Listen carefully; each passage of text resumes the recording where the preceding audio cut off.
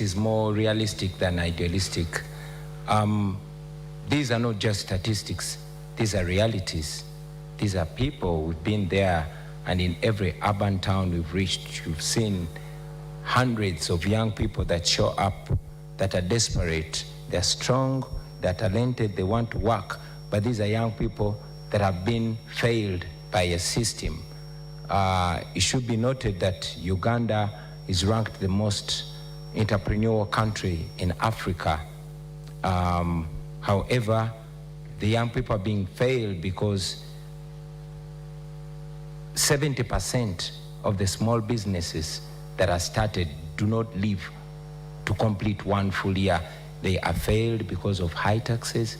They are failed because of the cost of money, high interest rates. They are failed because of high electricity rates. They are failed because of high transportation, and this comes because of the broken down transport infrastructure. As a national unity platform in the new Uganda, we have a plan of establishing 10 million jobs. From here, we're going to do this by leveraging the tourism sector. As you know, Uganda is immensely gifted. We're going to leverage the manufacturing sector, and most importantly, the creative industry. Now, having come from the creative industry, I know the potential of the creative industry. Uganda is equally as talented as Nigeria, or even more talented. But looking at the Nigeria's creative industry, it is almost outcompeting the oil industry. In fact, they call it the new oil because it is largely seen as even more engaging and more incorporating of young people, of the ordinary citizen, than the oil sector. Now, our plan is as follows. First, we want to empower and support the small, medium enterprises and the cottage industries. Now, for the benefit of our voters out there, cottage industries are the small scale industries, mainly in homesteads that are majoring in production.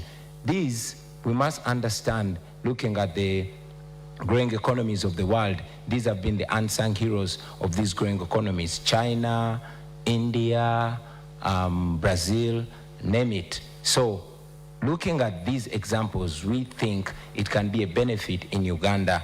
I'm looking at areas, especially these that are near borders, like Arua, like Chisoro, like Kabale. If they are supported, they could boost even production, and they could even boost export, looking at production of textiles. When you say supported, what does that mean?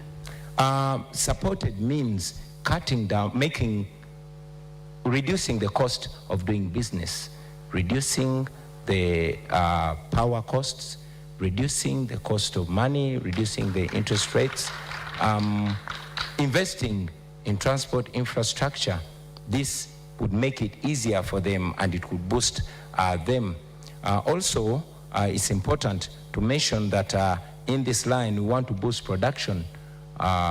In our manifesto, we presented our school feeding program, where the government is going to be feeding children at school. Now, the people that are going to be supplying these foodstuffs are going to be the ordinary citizens, and in the new Uganda, the government will work with the parent teachers associations, the PTA, to ensure that they identify not only the most vulnerable, but also the most trusted and competent suppliers, the eggs, the wheat, the rice, the flour, to feed the children. This way, we're going to be able to support even the small producers, the women, and the ordinary people out there. We believe that this is not only going to boost education, but it's going to help in youth unemployment. We also intend to modernize our skills development. Your time is spent, but I'm going to allow you a minute. You have made recognition of manufacturing and tourism. These are high level in terms of strategic for any presidential candidate. Leaders Yes. have been describing it as Uganda's economic growth. However, there's one structural problem that still hinders both sectors right now, and that is unreliable power supply and high electricity costs. What's your solution? Well, the high electricity costs can be renegotiated. As government, we can go as far as renegotiating with Bujagali to ensure that the power comes down, because that is what is going to help the productivity. There's one thing, if you allow me also talk about, that's the exploitation.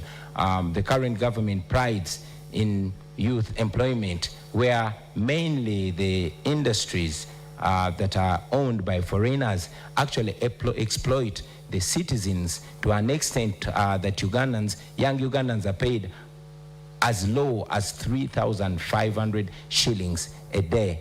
Now, I was in Parliament in 2019 and we passed the minimum wage bill. Unfortunately, General Museveni refused to sign it. Now, we are going to reintroduce it in a new Uganda, and I will sign it because I will be president. Thank you. Thank you for that. Let's move on to candidate Nandala Mafabi. I've been going through your